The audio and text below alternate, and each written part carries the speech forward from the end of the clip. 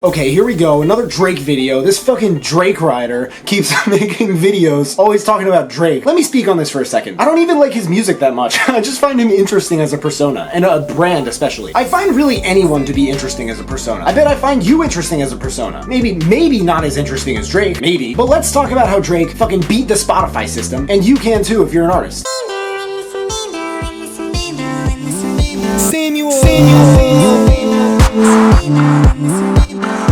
What Drake does, to put it as simply as possible, is drop an album with as many songs on it as possible that are longer than 30 seconds, because 30 seconds, counts as a stream. He did this with More Life too. That's why he called it a playlist. A bunch of songs, probably many of which were like almost, if not total throwaways. Originally, there's an A-side and a B-side. Now, just dropping a big album is cool and all, but here's a few ideas and things to consider that go with the background behind all that. This is a disgusting loophole. It's fucking filthy that Spotify may or may not yet give a shit about, let alone be aware of. But Migos actually took advantage of this when they dropped Culture too. Drake has a cult following. And I mean, he has a huge following, but you know that 20% that would like shave all their body hair and throw it in a lake just to have him go to their house and sing them Marvin's Room? You know that 20% that would like swim to a different country naked just to have him be on the other side waiting for them so he could shake their hand? I want to stress again that I'm not in this 20%. Like, I listened to maybe 7 or 8 songs on the new album and just got off the computer because they all helped me come to a conclusion that I had more important things to do with my time that night. So I'm not in there. But you know how many people are gonna listen to that whole thing more than once? Especially if there's a whole beef on the side, that side dish with Pusha T and whoever else is coming at Drake? Shit. Because let's face it, someone's always coming at Drake until they drop something that lyrically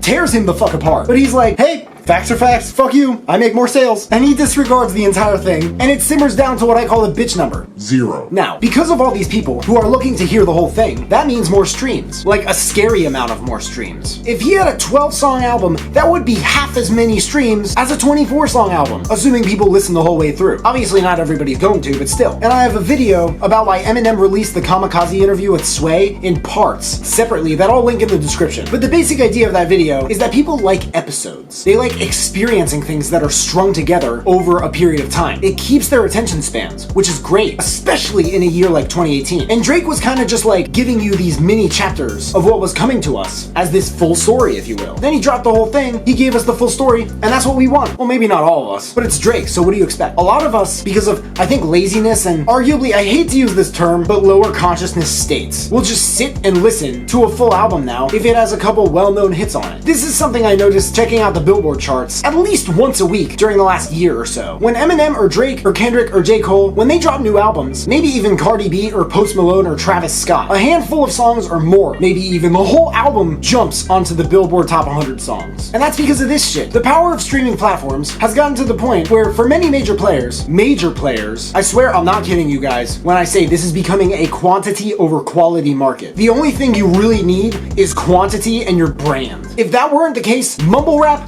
fucking wouldn't exist. As much as I hate to say that. So they're putting out more shit faster. Maybe it's lower quality. Doesn't matter. It's gotta be distributed and we gotta connect with our fans and make more money since this CD vinyl shit isn't really working out the way it used to. You have more content you put out. And this means more music videos, lyric videos, videos of you explaining what the songs mean and stuff like that, and all sorts of shit. You notice Drake dropped like 4 videos, maybe 5 music videos in a span of like 2 months? All eyes are on people who do shit like this. At least when they do shit like this. It's just more spark, more fuel, more oxygen. He's adding it to this fire, his fire. And these other guys, his peers, they're taking notes while they get ready for their own seasons. What are you guys gonna do when you drop your next project? Is it gonna be longer? Is it gonna have more or less songs? Let me know in the comments below. It's up to you. And also let me know if there's anything you want me to talk about in future videos. If I like your idea, I'll give you a shout out. If you have any questions, please feel free to hit me up. There are links at the bottom of the description to all my social media. There's also a link to my new production kit where you can find all the equipment and software I use to make music. If you buy any, I get commission, which helps me build this channel and keep making these videos for you guys. Make sure to leave a like if you like it, subscribe if you haven't already. If you could turn on that little bell to receive a notification every time I drop a new video, that would mean the world to me. Thank you guys so much for watching. You can find me everywhere and I will see you then.